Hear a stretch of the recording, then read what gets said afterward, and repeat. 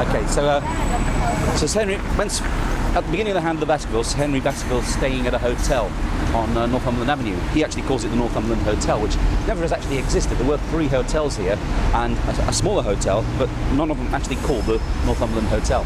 As a possible reason for this was that Conan Doyle is making an allegation against the hotel, because when Sir Henry Baskerville first comes to London to inherit the Baskerville estate and the Baskerville fortune, he stays at the Northumberland Hotel and he buys himself a pair of nice tan boots.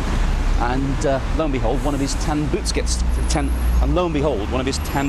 stolen, and the suspicion falls upon that it was an insult.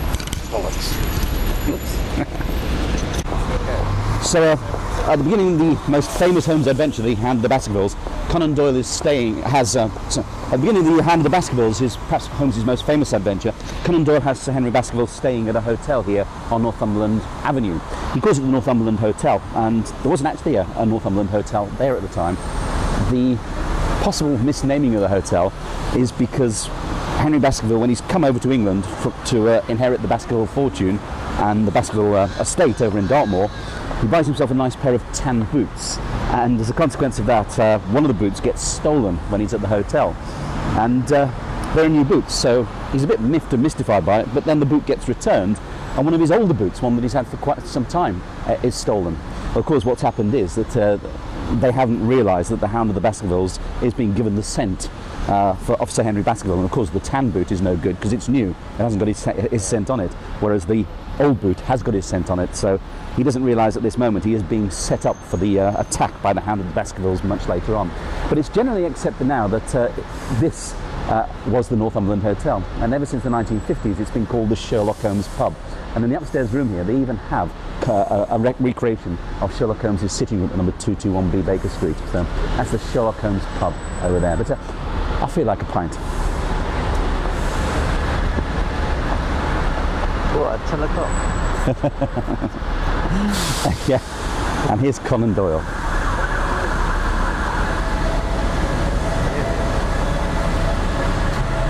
There's Sir Arthur Conan Doyle. And just over here, Who's this? that's Dr. John H. Watson. And here's the man himself.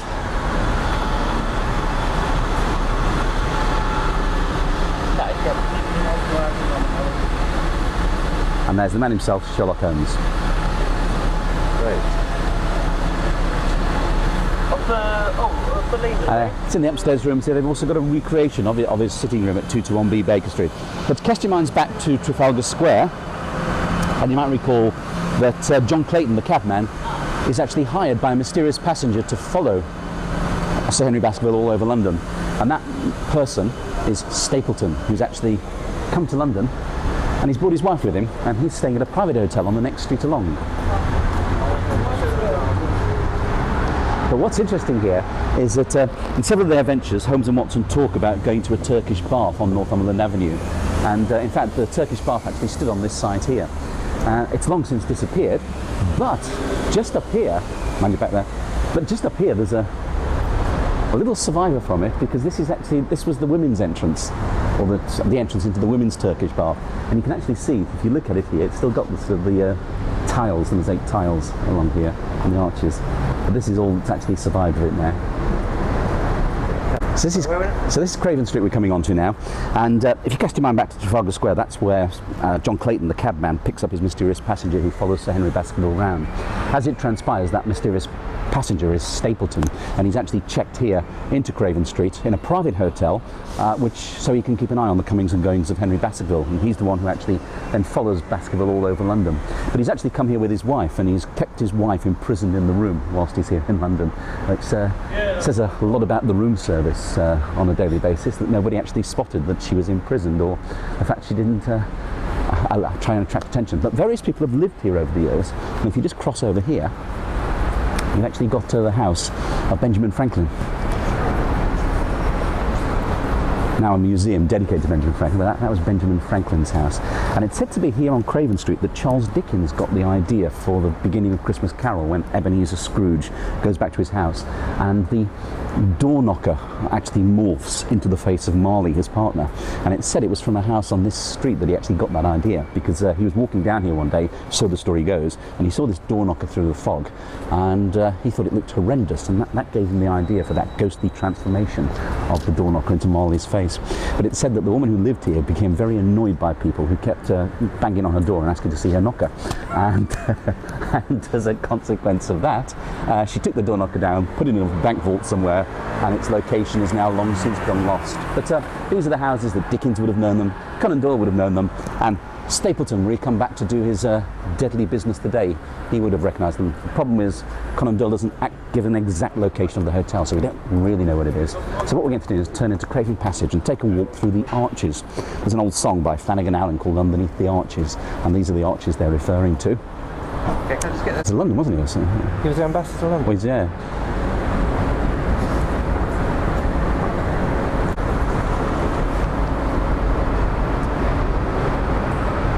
So we're turning into Craven Passage now, and as we go there, we're just going to pass one of London's more unique pubs. This is called the Ship and Shovel. It's actually named for Sir Cloudesley Shovel. But what's interesting about it is it's London's only pub in two halves, because one half of the pub is on this side and one half of the pub is on this side. So it boasts that it's London's only pub in two halves. And there's The same pub? same pub. They're both the same pub, the Ship and Shovel. They're on opposite sides of the passage.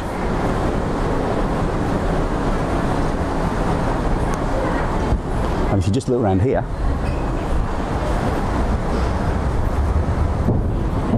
here's the proof. The only London pub in two halves. That's Sir Cloudesley Shovel up there. Did Bonton? No. he was drowned actually. He was drowned off the Channel Islands, I think it was. So Sir Cloudesley Shovel during the Great Storm. Said that he actually survived the shipwreck, but it crawled ashore and was beaten to death by the locals who wanted to rob him of his possessions. But these arches are interesting. I say this the old. These are the arches mentioned by Flanagan Allen. But during the Second World War, we had a lot of American GIs. During the Second World War, there were a lot of American GIs in London, and as a consequence, a lot of prostitutes gravitated towards this area here, and this was a favourite place during the blackouts for the prostitutes to bring their clients to. And they used to pick them up around Piccadilly Circus and Regent Street, but and they'd come down here, and it was against these walls that all sorts of sordid acts would take place. But what's interesting is the prostitutes were nicknamed locally the Piccadilly Commandos, because you came down here in the dark, but you had to be quick in and quick out, just like a commando.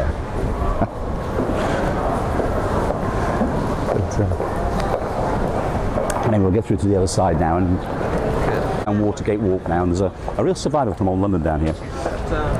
Okay, we're okay? Watergate Walk. Okay, so we're just going to take a stroll down Watergate Walk, and there's a real survivor from old London down here. First of all, there's a fantastic little wine bar here called Gordon's Wine Bar, and it's all old arches, all candlelit. Really is very, very atmospheric. Albeit after a few bottles of wine, then there's a danger you might bang your head on the low ceilings. But just look how dark and gloomy that is. Yeah. Sort of bars. One of the pre-war things, or during the war they used to come here? Yeah, well, a lot of civil servants come there now. It's a very favoured place for them. But this is called Watergate Walk because the River Thames, up until the 1860s, the River Thames used to come all the way up to this area here. And this used to be Buckingham House. And what we have here is the whole Watergate for the house. Because they would row up here, did they? They'd row up, yeah, they'd row. Well, people travelled on the river. They didn't. No self-respecting person went by road. They go up and down on the river because it was safer. The roads were too congested, too dangerous. But what's interesting is they've still got the old boat rings on the wall there. So if you look down there where the locks are, that's where they bring the barges and the boats up and they tether them onto there. And then the passengers could hop out and just come up these steps here into the grounds.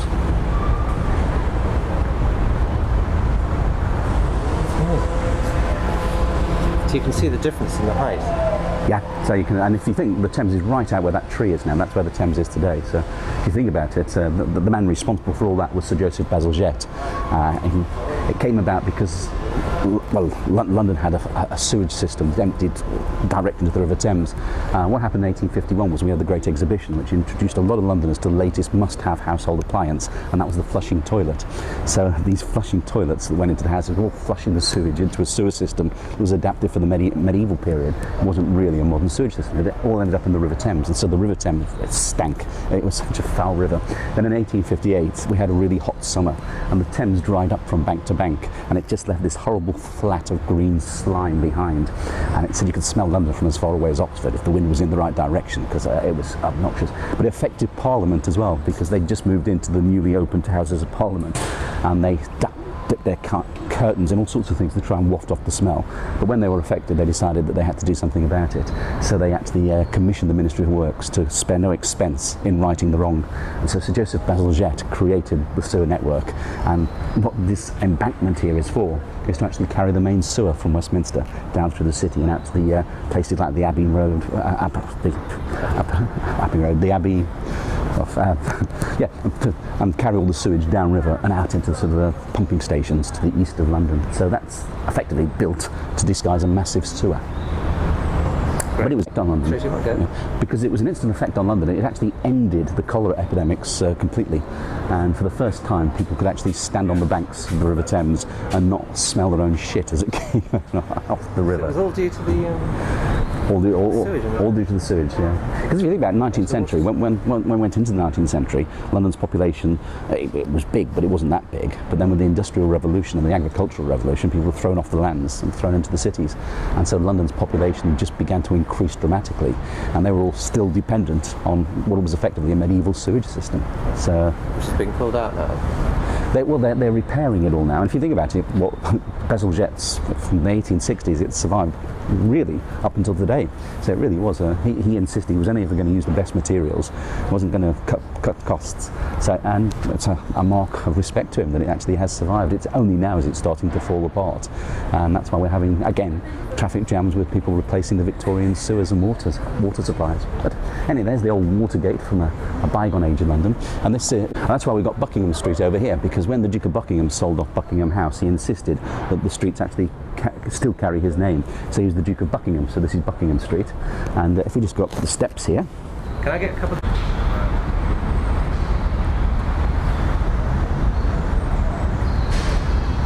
It's a good camera. It's very good camera.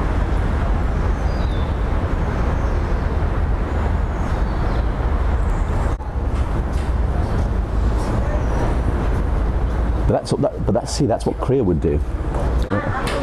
We'll take a walk up Buckingham Street here, and this is where the Duke of Buckingham's estates were. So part of the agreement to sell off the estate was that they would name the streets after him. So that's why we're walking along Buckingham Street now.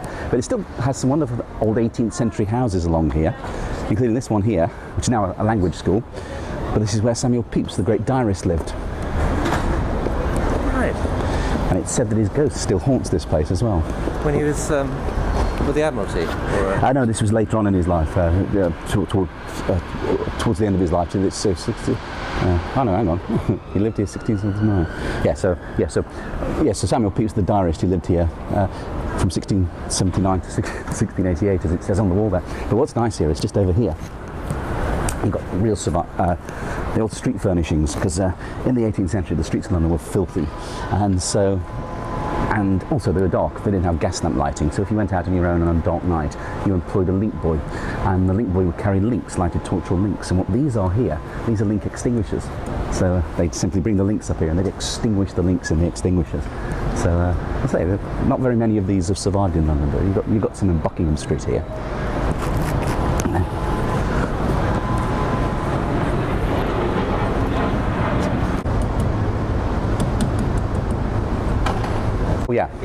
Yeah. I quite about the Duke of Buckingham, so that's why we've got Buckingham Street here. He was also George Villiers, the Duke of Buckingham, so that's why we have Villiers Street over there. But the important thing is that he was the Duke of Buckingham, and even that bit didn't go unnoticed in the street renaming, because they said the agreement was they'd name streets completely after him. So there's a little alleyway down here that shows they took it to extremes. Because if you look at York Place now, and just look under the place, and it was formerly of Alley because he was the Duke of Buckingham. So that's why we have that there. It's a gag. It's a gag. It's a gag. It's the way I tell them. What's the street? There's nothing. It's It's York Place, but it was called of Alley. So, and that's why this is Villiers Street that we're going on to now. George Villiers, Duke of Buckingham. okay. Yeah. Well, So this is Villiers Street now, and at the top of Villiers Street is one of the grand hotels of the area that has survived, and this is the Charing Cross Hotel, actually built over Charing Cross railway station. Sherlock Holmes uses Charing Cross railway station lots of times. It's the place they come into and go off to their adventures in Kent, because you've got to train down here down to Kent and to other parts as well. It's also in the Mystery of the Bruce Partington plans, when he tricks the spy Oppenheimer into coming to London, and they take him in the smoking room of the Charing Cross Hotel. That was the smoking room just up there, the red and green. But unfortunately now with the smoking ban, it's no longer a smoking room. So another bit of old London gone. And this is the current Eleanor Cross that you see up here. We saw where the site of it was in Trafalgar Square. That's the current one over there. And now we're on the Strand, or Strand. And it's on Strand that we first meet with Dr. John H. Watson. He's a veteran of the Afghan army.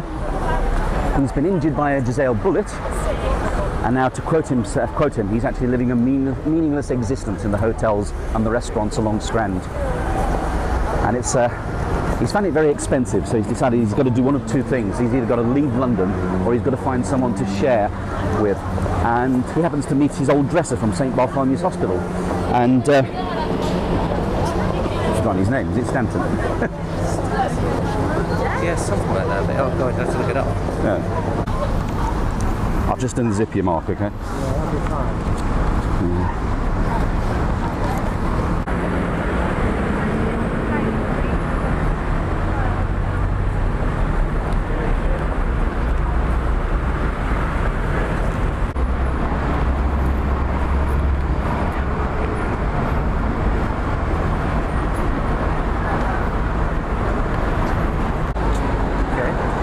So it's here on Strand that we first meet with Dr. Watson. He's a veteran of the Afghan wars. He's been injured by a Jezail bullet, pensioned out of the army, and he's now, in his own words, leading a meaningless existence in the hotels and the restaurants along Strand. And one day he happens to meet with his former dresser from St Bartholomew's Hospital, and he invites him for lunch. So they go to the Criterion Bar, and Watson tells him that he's decided on two things he's got to do. He's either got to leave London, or he's got to find someone with whom to share chambers. And Stanford tells him that it's what a coincidence. He's the second person he's heard say that today. And Watson's hooked almost straight away. He says, "Who's the first?" He said, he says a man called so he tells him about Sherlock Holmes, and they then go over and they meet him at St Bartholomew's Hospital, and Holmes has actually found these rooms in Baker Street, and he decides to take the rooms, and as a consequence of that, they greatest partnership in the detective story is born, Holmes and Watson.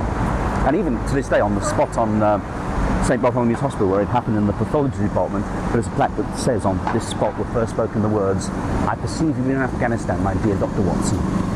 And thus Holmes and Watson meet. But just on the side of the road here is Zimbabwe House. And this is quite an interesting house because it's got all the statues up on the first 4 levels. And these are statues by Jacob Epstein. They show the ages of man. There is a story, whether it's a true story or not, there's a story that when those were put up there, they were full frontal male nudes. And people were horrified by being confronted by these. And the Charing Cross Hospital that used to stand opposite is even said to have put frosted glass into its windows to stop the nurses being offended.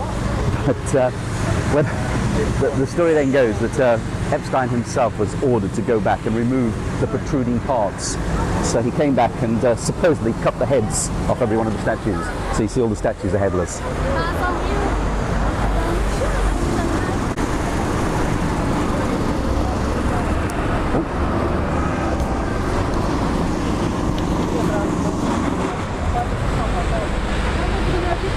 Yeah.